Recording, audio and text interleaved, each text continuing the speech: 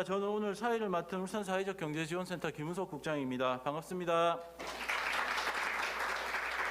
바쁘신 와중에도 사회적 경제 포럼 및 성과 공유회에 참석해 주셔서 감사합니다. 오늘 행사 진행 순서는 10시부터 12시까지 일부 사회적 경제 포럼 진행 후 오후 1시부터 3시까지 2부 하반기 성과 공유회를 진행할 예정이며 내빈 소개, 개회 및 인사 말씀, 포럼 및 성과 발표, 질의응답 순으로 진행하도록 하겠습니다.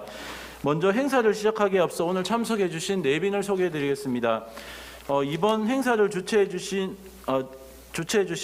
울산광역시의 사회혁신 담당관 강기준 과장님 참석하셨습니다. 큰 박수 부탁드리겠습니다. 다음으로 행사를 주관하는 저희 기관의 문은석 이사장님 참석하셨습니다. 그리고 멀리서 오셨습니다. 대구 사회적기업협의회 회장님이신 허영철 회장님 참석하셨습니다. 더 멀리서 오셨습니다. 한국사회적기업진흥원의 김진석 팀장님 오셨습니다. 좀 더 멀리서 오셨습니다. 한국사회적가치연대기금의 김종훈 부장님 오셨습니다. 박수 부탁드리겠습니다. 그리고 울산사회적경제공동체 이영도 이사장님 참석하셨습니다. 울산경제진흥원의 마을기업 지원단장님이신 박가정 단장님께서 참석하셨습니다. 감사합니다. 그러면 지금부터 일부 사회적 경제 포럼을 시작하도록 하겠습니다. 다음으로는 한국사회적기업진흥원의 김진석 팀장님께서 사회적 경제기업의 ESG 경영 이해 및 발전 전략에 대해 발표해 주시겠습니다. 네, 안녕하십니까. 오늘 발제를 맡은 저는 한국사회적기업진흥원 김석 팀장입니다. 오늘 제가 준비한 양이 상당히 많은데요. 사실은 이거 25분 안에 끝낼 수도 있거든요. 근데 너무 빨리 하다 보면 또 좀 전달력이 떨어질 것 같아서 한 2, 3분만 더 좀 발제 시간을 늘리려고 합니다. 제가 자료를 많이 만들었던 이유는 사실은 이게 나중에 한번 돌아가셔서 제가 말씀드린 좀 힌트 사항을 보고 나중에 한번 돌이켜보라는 말씀이니까 그런 관점에서 이해해 주시기 바랍니다. 제가 좀 말이 빠르니까요. 그냥 너무 심각하게 듣지 마시고 이런 게 있구나 이렇게 생각하시면 될 것 같아요. 제가 또 원고를 또 준비해왔기 때문에 빨리 읽는 그런 형식으로 가겠습니다. 오늘 제가 발표한 주제는 사회적 경제 기업의 ESG 경영 이해 및 발전 전략이라는 주제입니다. 주로 사회적 기업과 중소기업 관점에서의 바라본 ESG 경영에 대해서 축약적으로 설명드리려고 합니다. 목차 순서는 화면에서 제시하고 있는 바와 같이 돼 있지만 시간 관계상 1번하고 6번 중심으로 제가 설명을 드리려고 해요. 사실 여러분들이 가장 실무적으로 궁금해하셔야 될 부분은 아마 7번이나 8번일 거예요. 그거는 자료를 충분히 작성해 놔서 나중에 한번 제 설명을 듣고 체크해 보시면 될 것 같아요. 최근 우리나라에서도 언론 기사들을 통해서 ESG 관련 키워드들이 많이 노출되고 있습니다. ESG 열풍, 폭풍이라고 이렇게 불고 있다라고 하는데 사실 유럽 같은 경우는 아까도 말씀드렸던 것처럼 10년 전부터 ESG 이슈들에 대해서 중요성 인지했었고요. 미국 같은 경우는 트럼프 정부 때 잠시 주춤하다가 바이든 정부 때 다시 급물살을 타는 형국입니다. 우리나라 같은 경우는 다소 늦었지만 이 화살표 보시는 것처럼 구글 트렌드 살펴보면 최근 2, 3년 전부터 ESG가 본격적으로 이슈화 되고 있음을 알 수 있습니다. 소비자, 금융기관, 기업, 정책 당국 등 이 다양한 주체들이 ESG에 대해서 논의를 하고 있는데 이에 대한 입장은 크게 두 가지로 나눌 수 있는 것 같아요. 일시적 유행이겠거니 이 또한 지나가리 그렇게 보시는 분들이 있는가 하면 아니면 이건 ESG 경영은 거스를 수 없는 대세다. 그래서 적극적으로 모든 걸 바쳐서 대처를 해야 되겠다. 이건 사실 투머치한 그렇게 접근 방법이 있는 것 같아요. ESG 열풍에 대해서 실제 이 업무를 수행해야 될 대부분의 당사자들 몇몇 대기업들 빼놓고 일반 기업들의 대부분의 당사자들의 입장은 저 화면 중간에 머리 극적극적거리고 있는 분 있죠? 난감하네라는 입장입니다. 옆에서 또 중소벤처기업들 중에서 4곳 중에 한 곳이 ESG 경영이 뭐 준비됐거나 뭐 준비 중이라고 하는데 사실 구체적인 내용을 살펴보면 이보다 뭐 이건 사실상 불가능한 상황이라고 제가 말씀드리는 게 ESG 경영 자체가 어려운 게 아니라 ESG 경영에서 가장 어려운 것은 ESG 관련된 이슈를 정리하는 것들이에요. ESG 경영 요구에 직접적인 영향을 받고 있는 기업들이라고 하면 대기업들이나 해외 수출 기업들인데 아직 이런 기업들이 또 본인들이 어떤 ESG 이슈들을 정리를 하고 관리해야 될지 아직 정리가 안 됐는데 이따가 계속 얘기하는 것 말씀드리겠지만 공급망이라는 관점에서 ESG를 봐야 되거든요. 그 하단에 위치하고 있는 과연 우리 중소벤처기업들이 ESG 관련 이슈들을 먼저 정리한다는 건 사실상 불가능한 상황이라고 봅니다. 그렇다면 이게 ESG 경영이라는 게 막 열풍 폭풍 불고 있는데 사회적 기업들, 중소기업들 포함하는 거예요. 이게 우리한테 위기일까 기회일까라는 거를 관점에서는 사실 2년 전부터 제가 이 부분을 계속 얘기를 했었거든요. 제 페이스북을 보면 2년 전부터 MSG라는 얘기를 많이 합니다. 사실 저는 사회적 경제 관점에서 ESG를 바라보기 때문에 이게 또 혹시 희석되는 그런 관점이 있을까봐 사실 2년 전부터 제가 준비를 했었습니다. 그때 느꼈던 거예요. 저는 이거에 대해서 그때 당시에는 아직까지도 마찬가지입니다. 모든 것이 불분명한 개늑시, 개와 늑대의 시간. 사진에서 보시는 것처럼 저 멀리 다가오는 저 황혼역에 다가오는 저게 우리를 잡아먹으려고 하는 개인지 아니면 우리랑 되게 친근한 꼬리를 살랑살랑 흔드는 개인지 뭐 어떤지는 모르는 상황이라고 보시는 분들이 저도 사실 아직까지 그렇게 봅니다. 근데 그런 상황에도 불구하고 한 가지 확실한 거는 있어요. 그게 뭐냐면 무엇인지 우리한테 다가오고 있는 건 확실하거든요. 그리고 이거에 대해서 대처를 해야 되는 건 뭐 어떤 방법이든 대처를 해야 된다는 건 분명한 상황인 것 같습니다. 그러면 ESG에 관련돼서 사실 책들이나 이런 거 보면 엄청난 말, 막 70페이지, 80페이지 그 분량이 있는데 ESG라는 게 뭔가 사실 우리들이 실무단에서 이런 정도만 이해하면 된다는 걸 제가 정리를 해봤어요. ESG라는 것은 이미 알고 계시는 것처럼 인바이러먼트의 E, 그다음에 소셜의 S, 거버넌스의 G의 약자입니다. 여기서 조금 여러분들이 좀 이해하기 조금 어려운 개념이 또 거버넌스거든요. 근데 여러분들이 시민단체나 우리 사회적 기업들이 알고 있는 거버넌스가 아니에요. 여기서 얘기하는 거버넌스는 사실은 니들 똑바로 하고 있는지 지켜볼 거야. I'm watching you라는 개념이라고 보시면 됩니다. 그것도 여기 한 가지 중요하실 거는 그 ESG 이슈들이 사실 환경이라는 이슈들 때문에 생겨난 건 맞습니다. 그래서 사실 소셜의 일부분으로도 볼 수 있지만 앞으로 떼놓은 거라고 보셔도 됩니다. 그리고 여기서 또 주의하셔야 될 거는 ESG라고 하는 것 자체는 우선순위가 정해져 있는 게 아니라는 점이에요. 국가별, 지역별, 또 업종별, 기업별로 ESG 우선 이슈가 달라질 수 있습니다. 그래서 사실 ESG 해당 기업이 ESG 경영을 하려고 그러면 우리가 어떤 ESG 관련 이슈를 관리해야 되는지 그거 정리하는 게 힘든 겁니다. 그리고 앞서 말씀드린 것처럼 ESG 경영은 투자자 관점이거든요. 그리고 일반적인 사회적 가치 차원보다는 주로 리스크, 위기 관리, 위험 관리, 리스크 매니지먼트 차원에서 이슈들의 초점이 맞춰져 있습니다. ESG 이슈가 아까 말씀드린 것처럼 환경 이슈를 중심으로 최근 주목받는 건 사실이지만 사실 가장 많은 이슈, 중요한 이슈는 거버넌스 관련된 이슈예요. 블랙록이라고 지금 좌측 도표 같은 경우는 2019년부터 2020년에 걸쳐서 블랙록이라고 하는 연기금 투자 회사의 스튜어드십 활동이라고 해가지고 회사 활동 막 투자자들이 관여하는 걸 스튜어드십 활동이라고 하는데 이걸 분석한 건데 오히려 맨 밑에 부분이 거버넌스 부분이거든요.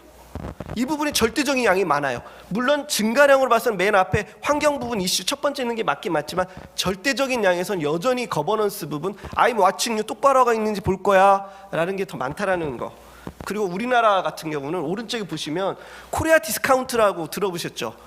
주식시장에서 우리나라가 다른 나라에 비해서 주식이 저평가되고 있는데 그 이유가 사실은 그 가장 큰 이유 중에도 하나가 거버넌스 이슈예요. 우리나라 같은 경우는 거버넌스 이슈도 여전히 중요한 건데 뭐 환경 부분만 해결하면 우리 끝?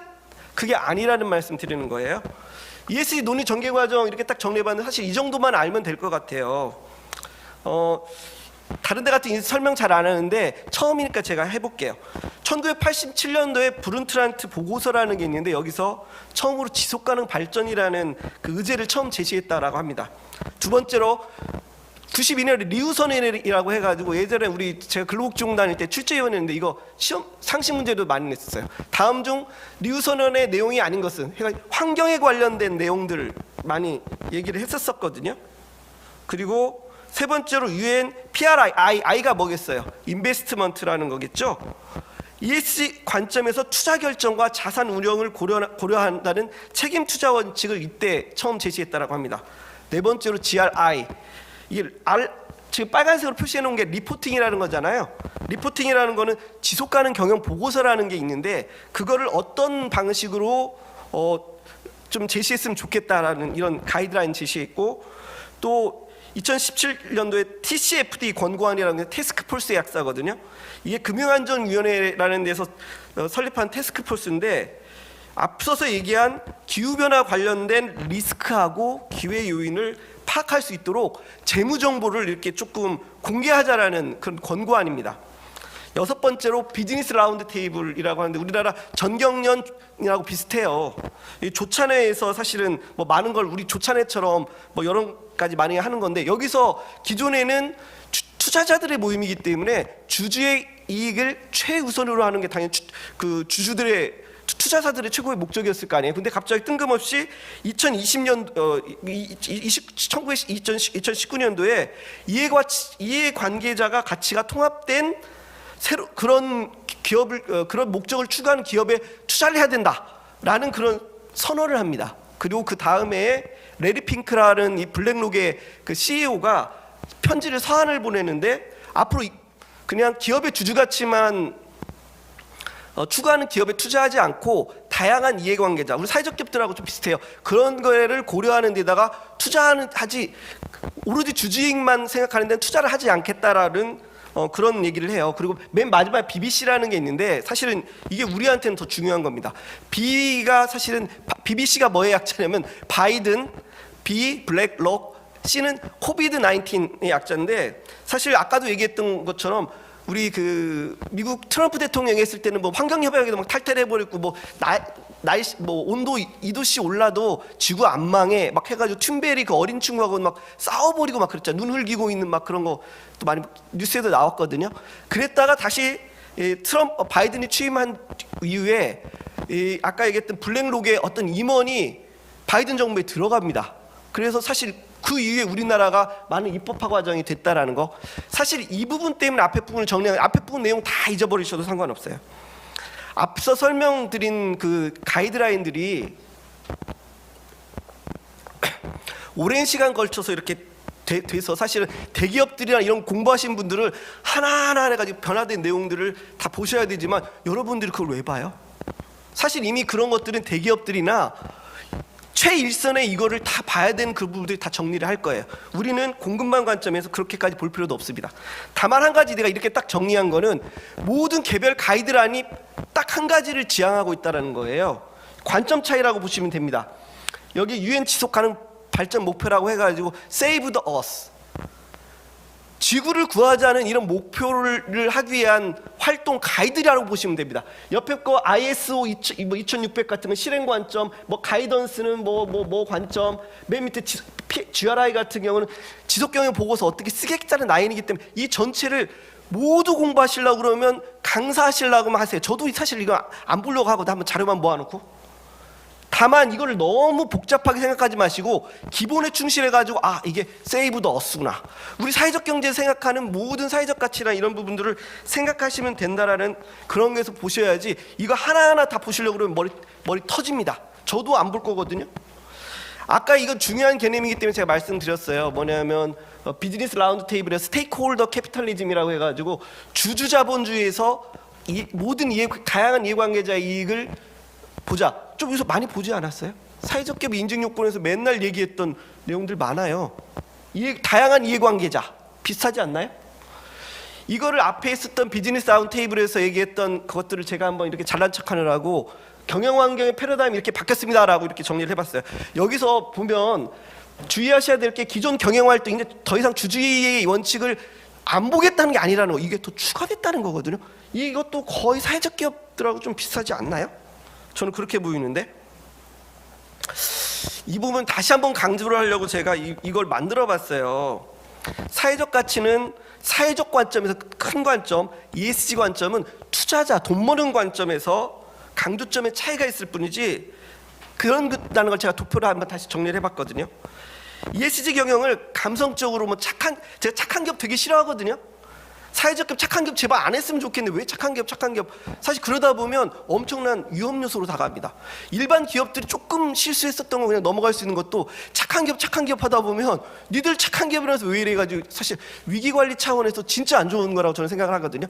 근데 요즘도 대기업들이 이거 그린워싱 하려고 착한 경제니 뭐 이런 거 하는데 그 웃긴 얘기예요. 돈 벌려고.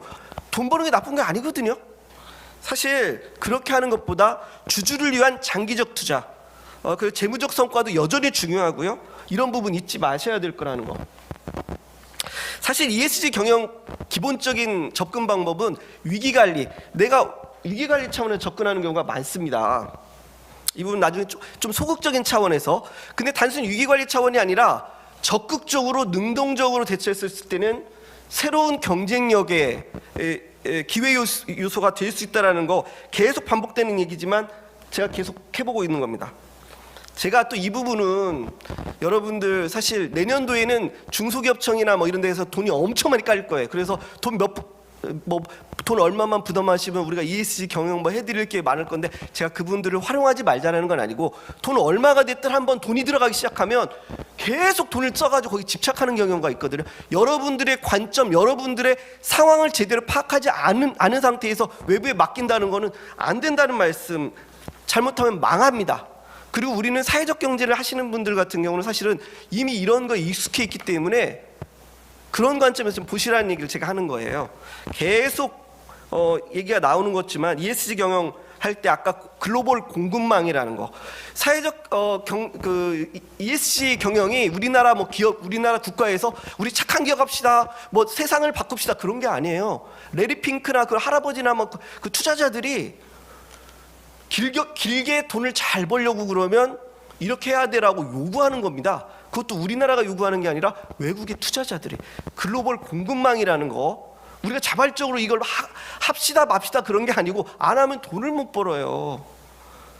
제가 너무 좀 없어 보이는 얘기인 것 같지만 사실 이런 관점에서 우리는 기본적인 현실을 직시하셔야 된다는 얘기를 하는 겁니다. 계속 얘기 나올 거예요. 사실 아까 얘기했던 것처럼 대기업들이나 해외 수출 기업들은 앞서서 얘기했던 각종 ESG 관련된 각종 가이드라인, 지침 수많은 거 따라야 되고 거기다가 그 외국의 기업들이든 그 공급망 상위에 있는 기업들이 요구하는 것들을 적극적으로 대응해야 되고 받아들여야 되는 입장입니다. 이거를 적극적으로 공개하고 입증해야 되는 입장이라는 얘기를 하는 거거든요.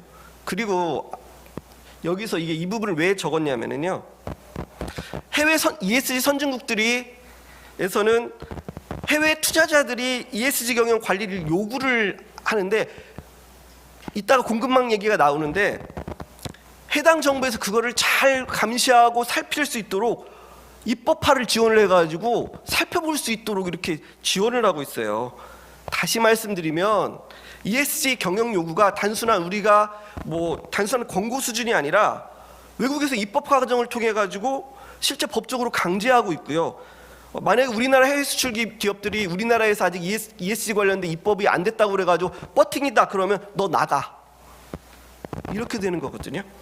우리 이 기업들은 여기에 선택사항이 있는 게 아니라 응할 수밖에 없는 상황이라는 거예요. 공급망이라는 얘기 잘 생각해 봅시다. 예전에 대기업에서 공급망 관리라고 했었을 때 저 점선 부분 있잖아요. 저 부분만 관리하면 됐어요. 우리가 제품 만들어가지고 파는 데까지. 이제 뭐 업스트림, 다운스트림 그런 얘기가 있는데 저 점선 밖에 있는 거 있잖아요. 어떻게 재료가 공급됐는지, 우리 납품하는 기업들이 어떤 건지부터 해가지고 우리 이 제품을 만들어서 어떻게 회수해가지고 하는 것까지 이렇게 보는 관점, 이 관점에서 보고 있다는 거. 그다음에 밑에 동글배기는 이런 관점에서 대기업들이 해외 대기업들이나 공급망 상위에 있는 애들이 본인들도 이거를 요구를 하게 된다라는 이 점. 이게 되게 중요한 얘기거든요. 그리고 사실 이런 이유 때문에 우리 사회적 기업들이나 중소벤처 공급망 하위단에 있는 우리들 입장에서는 뭐 ESG 경영은 투자하기 때문에 뭐 사회적 기업이나 뭐 중소기업들이 뭐 얼마나 투자받아 뭐 이렇게 얘기하시는 분인데 사실 그거 중요치 않아요. 물론 그거에도 되게 좋은 상황이 됐긴 됐지만 그것보다 더 중요한 거는 투자자 관점이 아니라 공급망 관점에서 어떻게 우리가 들어갈 수 있는가. 단순히 일회성 CSR 차원에서 이래서 우리 한번 도와주세요 그런 게 아니고 걔네의 생산 라인이든 사회 가치를 만들어는 가치 체인의 일부분으로 들어갈 수 있는 그런 기회일 수도 있다라는 그런 관점이 더 중요하다는 말씀 제가 계속 드리고 있는 거거든요. 짧은 시간에 많은 얘기 하려고 하니까 이해가 안 되셔도 나중에 한번 힌트만 키워드만 보시고 다시 한번 봐보세요.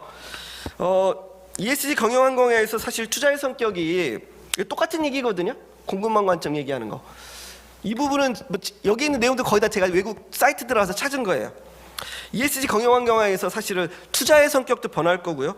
창업 트렌드의 변화도 예상됩니다.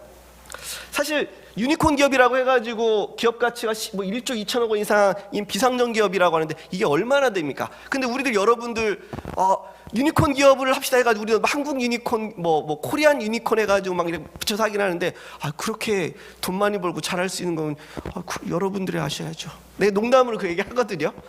사실 그게 유니콘 기업을 육성하자고 막 그렇게 얘기하는데 실생활에서 그런 게 얼마나 되겠습니까? 그래서 외국에서도 지브라 유나이티라는 거 이게 대세는 아니에요. 근데 이런 움직임이 많이 있습니다. 경제적 목적과 사회적 목적을 동시에 추구하는 우리 사회적 기업하고 똑같은 거잖아요. 지브라 얼룩말 기업을 육성하자는 운동도 있다라고 해요. 제가 그래서 그 사이트를 딱 들어가서 봤더니 지브라 유나이티라는 그 단체에서 홈페이지에 나와 있던 내용들 일각수 이게 유니콘이거든요. 얼룩말 좀 우리하고 비슷하지 않나요? 사회적 기업하고? 전 똑 닮았던데? 이 부분도 제가 좀 재밌게 하려고 다 찾아본 건데 ESG 경영하에서 요구되는 기업은 승자 독식에 익숙한 호랑이 기업이 아니라 다른 기업과 상생을 도모하는 얼룩호랭이 제가 만든 얘기인데 제타이거, 쥐브라하고 타이거 제타이거라고 생각된다는 게 제 생각입니다. 개인적으로는 ESG 경영을 되기로 해서 착한 기업 뭐 그런 얘기 하지 마시고 우리나라 대기업들이 그 속성을 바꾸어 가지고 기존의 무시무시한 맹수에서 경제적 목적과 사회적 목적을 동시에 고려하는 얼룩호랑이로 거듭나기를 저는 촉구하고 기대하고 있는 겁니다. 이 부분은 이미 사회적 가치와 ESG 경영에 대해서 살펴볼 건데요. 이 부분은 조금 잘 아시는 얘기 때문에 간단하게 넘어갈게요. 뭐 사회적 경제, 사회적 가치가 뭐냐고 물어보면 뭐 장황하게 얘기할 수 있지만 이렇게 직관적으로 화면에서 열가 있는 것처럼 직관적으로 보면 이해하기 쉽잖아요.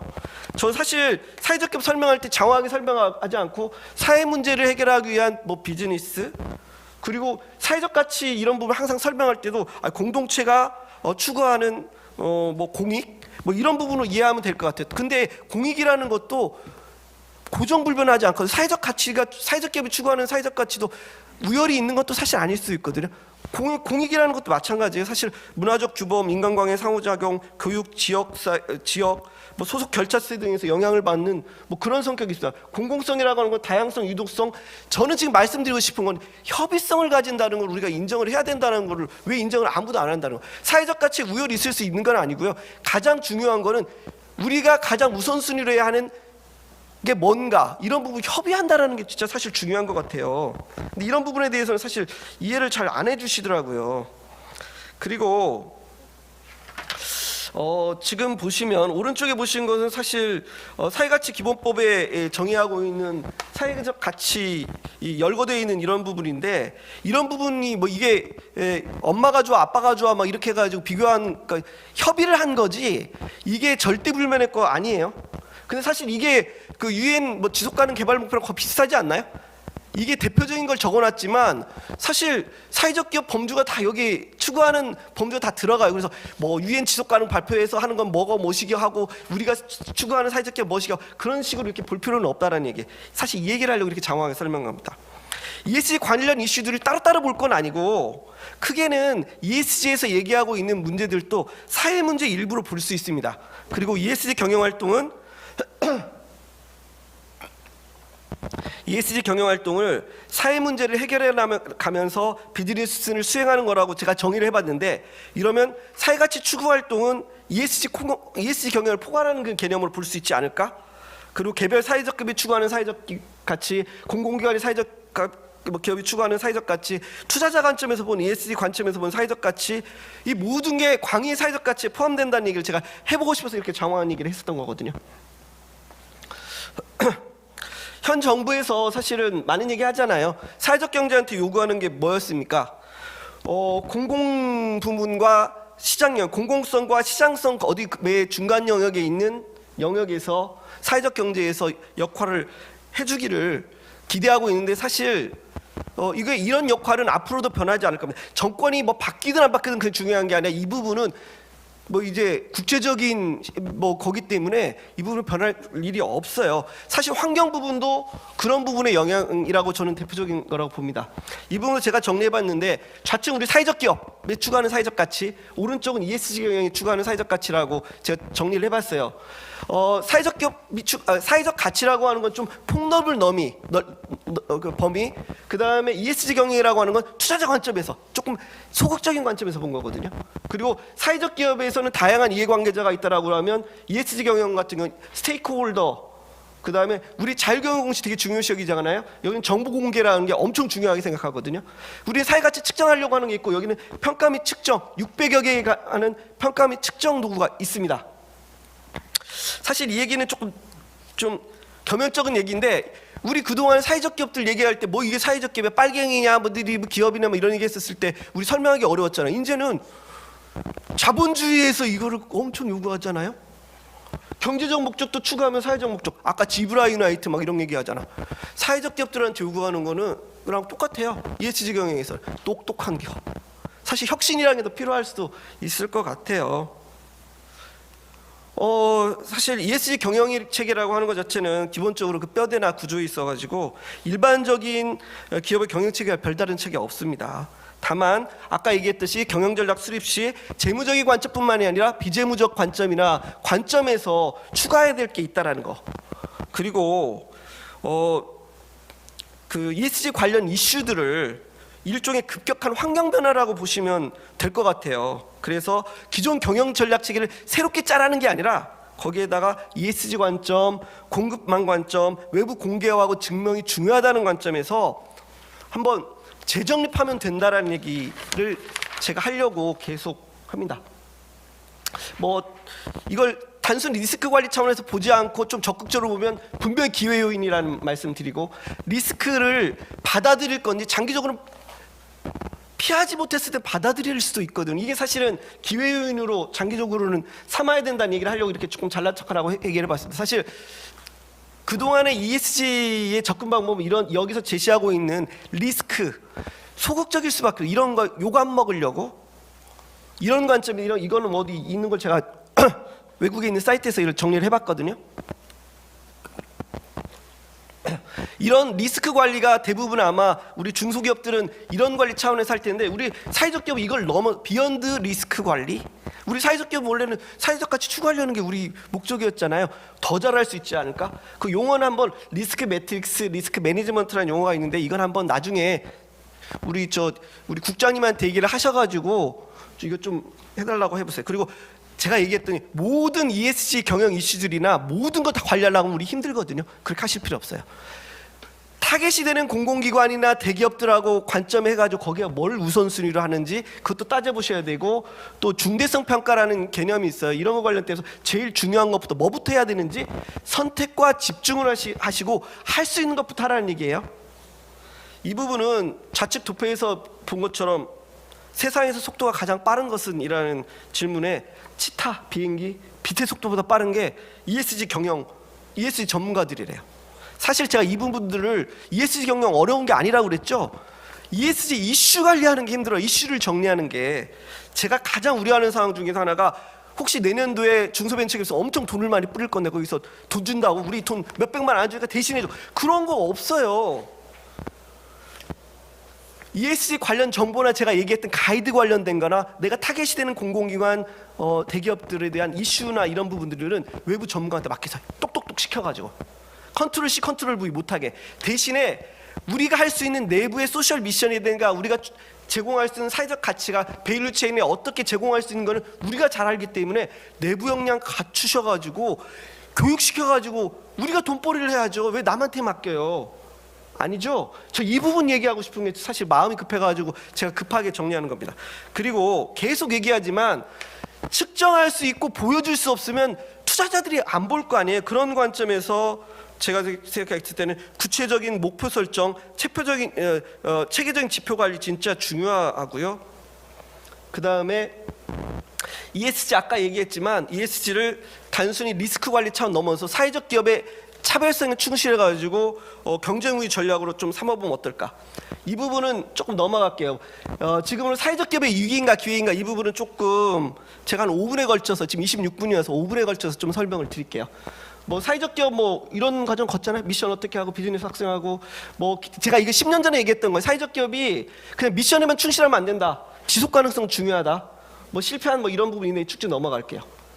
제가 이 부분을 좀 1세대 사회적 기업, 우리 사회적 기업 협의회장님도 대구에 오신데 제가 존경하는 우리 사회적 기업 협의회장님한테 이 부분 꼭 제가 막 설명을 드리거든요.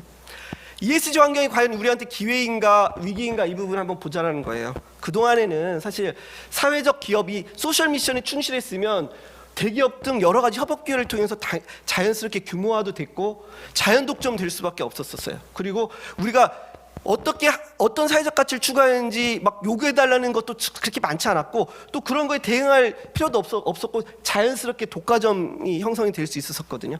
근데 앞으로는 ESG 표방 대체 기업들이 딱 등장할 거예요. 대기업들이 요구할 거거든요. 하청업체나 밸류체인 안에 들어있는 기업들한테 니들 우리 거래하려고 하면 이런 걸 준수해야 돼 해가지고 ESG 관점에 요구를 할 건데 그러면 그 기업들은 돈 벌려고 하면 2, 3년 동안은 좀 반발을 하겠지만 선제 투자를 할 거예요. 그리고 우리는 사실 ESG 우리가 어떻게 사회가치 실현에 제발 좀 저 자유경영 공시 참여해줘서 우리가 사정하지만 이 사람들은 돈 벌려고 그러면 제발 우리 좀 봐주세요 해가지고 완전 경쟁할 거예요. 객관적인 증명 요구 엄청 드립달 거거든요. 사실 이 부분에 대해서 좀 그렇다고 해서 너무 겁먹으실 필요는 없어요. 제가 예전에 대기업들한테는 좌측인 걸 가지고 얘기했어요. 일반 기업들은 소셜 미션에 우리 사회적 기업들은 사회적 가치 추구하는 게 목적이기 때문에 저렇게 시간이 지날수록 차이가 날 거다. CSR는 해도 그만 안 해도 그만 뭐 전략적 CSR 말고 일반적으로 사회공헌 활동 차원에서 저렇게 하면 저렇게 서서히 올라가지고 이렇게 갭이 올라갈 거라고 생각했지만 앞으로 얘기했던 것처럼 사회가치 소비시장에 ESG 기업들이 대거 들어온다라고 하면서 돈하고 관련된 건데 엄청 투자해가지고 역전현상 일어나지 않는다는 보장이 없어요. 저는 이 시기가 2, 3년 내라고 보고 있어요. 그건 사실 입법화도 우리나라 대부분 여러분 사회적 기업 되실 때도 좀 2, 3년간 헤매셨잖아요. 뭐 사회가 가치가 뭔지도 모르겠고 막 그런 것처럼 ESG 경영하라고 해도 진짜 체질화될 때까지는 2, 3년이 걸린다는 거예요. 그래서 2, 3년 동안 우리 지원기관이랑 우리 울산시랑 우리 사회적 혁신관님이랑 우리 과장님한테 잘 말씀을 드려가지고 2, 3년 기회 충분히 살려가지고 우리가 여전히 ESG 경영기업의 인싸 자리를 계속 유지할 수 있다는 말씀 드리는 거예요. 아까도 말씀드렸죠. 뭐 투자 환경도 이렇게 변할 거고 창업 시장도 이렇게 변하고 있는 추세가 있을 겁니다. 여기서 이건 한 가지를 꼭 넘어가고 싶은 거 이거 꼭 짚고 넘어가고 싶은 부분이 이 부분이에요. 거의 저 3분만 더 쓰겠습니다.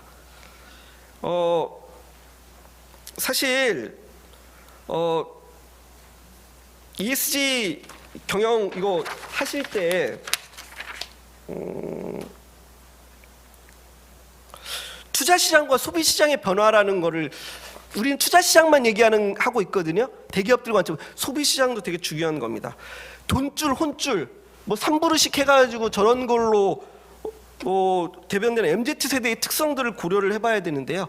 미국 같은 경우는 지금 4경원인지 10경원이라는 얘기도 있는데 그 막대한 부가 MZ세대들한테 지금 이전되고 있거든요. 이들의 영향은 소비시장뿐만 아니라 투자시장에서도 엄청난 변화를 계속 유지할 거예요. 우리나라 경우도 마찬가지고요. 그리고 이런 부분에 대해서 사실 인간의 경제활동이 경제적 목적뿐만 아니라 감정적 요인에 의해서도 영향을 받는다는 점을 간과해서는 안 될 것 같은데, 이게 최근 행동주의 경제학이 주류 경제가 아니었는데 노벨 경제학상 연달아서 이게 두 번 받았거든요. 간단하게 넘어갈게요. 이 부분은 사회적 경제에 어떻게 대신할 건가? 사실 기본에 충실하면 됩니다. 사회적 경제의 가장 큰 장점이 뭐냐면, 인증제가 됐든 뭐가 됐든 공신력이 있어요. 10년 넘게 우리가. 그리고 우리는 사회가치를 ESG로 딱 바꿔보면, 우리가 이거에 대해서 얼마나 돈도 없었지만 사회가치를 우리가 없는 자리에서 쥐어짜가지고 엄청난 일들이 많이 했어요. 오히려 축적된 노하우가 있거든요. 그런 부분 충분히 활용하시면 될 거라는 얘기를 하는 거고, 뭐 이런 부분들을 한번 미션 한번 딱 정했다고 해가지고 끝나지 뭐, 이걸 끊임없이 이제 더 차별성을 부각해야 되기 때문에 이런 부분 더 필요하다는 거고, 피터 드러커 제가 그냥 한번 딱 완전히 성공한 사회적 기업으로 어떤 자리 잡은 사회적 기업이라고 거기서 계속 강자로 남을 수 있는 상황이 아니거든요. 그래서 계속해서 어떤 미션을 우리가 현재 미션은 뭐지? 현재 직면한 도전 과제는 뭐지? 새로운 기회는 뭐지? 미션 재검토해가지고 경우에 따라서는 계속 조직화된 팩이라는 얘기가 주기적으로 계속 이렇게 해보는 이런 부분 하셔야 된다는 얘기고, 이거 여러분도 진짜 되게 이런 거 하기 싫어하시죠? 근데 이게 ESG 경영 환경에서는 인증제라든지 보고서 뭐 이런 부분들이 엄청 강점 될 수 있다는 말씀 드릴 거예요. 제가 근데 한 가지 이 부분 꼭 말씀드릴게요. 협업 제안 하실 때 제가 사회가치 성과보고서라는 걸 2년 전에 사실 ESG 경영에 관심이 많이 있으면서 이거를 사회적 기업들이 만든 SBI 보고서를 저런 형태로 만들어서 뭐 타골 기업 이사인 걸 저희가 드려요. 이런 부분들에 대해서 협업 제안서 내셔가지고 좀 보시라는 얘기. 그리고 우리 입장이 아니고 타겟이 되는 공공기관의 입장에서냐 대기업 입장에서 내시라는 얘기. 지금 여기서부터는 사실 정부 각 부처의 ESG 지원 방향 좀 쭉 절차 봤으니까 읽어보시고 한번 보시고, 그 다음에 여러분들 중소벤처기업부에서 또 적극적이긴 한데 여기 체크리스트들이 또 이렇게 있어요. 이런 거 보시면 결코 어려운 거는 아니구나 라는 거 알 수 있을 것 같아요. 나머지 부분들은 제가 사회가치 지표나 뭐나 우리 어떻게 그 제안서 내 가지고 할 수 있는 이런 부분들을 쭉 설명을 드렸습니다. 제가 원래 조금 넘긴 넘었는데, 사실 울산시 같은 경우에는 지금 대기업들이 많잖아요. 그래서 사실 우리 사회적 경제 조직들을 우리 돈만 가지고 하지 말고 중소기업 벤처기업에서 엄청난 돈이 이게 할 거거든요. 거기서 우리 울산시에서 중심을 딱 잡아주셔가지고 모아놓고 이 진행이나 우리 노하우가 사회적 경제가 있으니까요. 그 핵에 대해서 좀 했으면 좋지 않겠나 이런 생각 듭니다. 사실 지금 뭐 대구뿐만 아니라 울산, 대구, 경북이 척박한 환경 속에서 진짜 엄청난 지금 사회적 경제에서는 되게 중요한 사례들 많이 만들고 계신데, ESG 경영 환경화에서는 오히려 우리가 스물스물 사회적 경제를 막 내세울 필요도 없어요. 그냥 ESG 경제 경영해가지고 일반 경제랑 엮어가지고 우리가 허브로서 ESG 경영 기업의 인싸 조직으로서 우리의 역할을 강화시켜 나가도록 시에서도 많은 도움 주셨으면 좋겠다라는 생각하려고 제가 왔습니다. 이상으로 발표 마치도록 하겠습니다. 네, 감사합니다.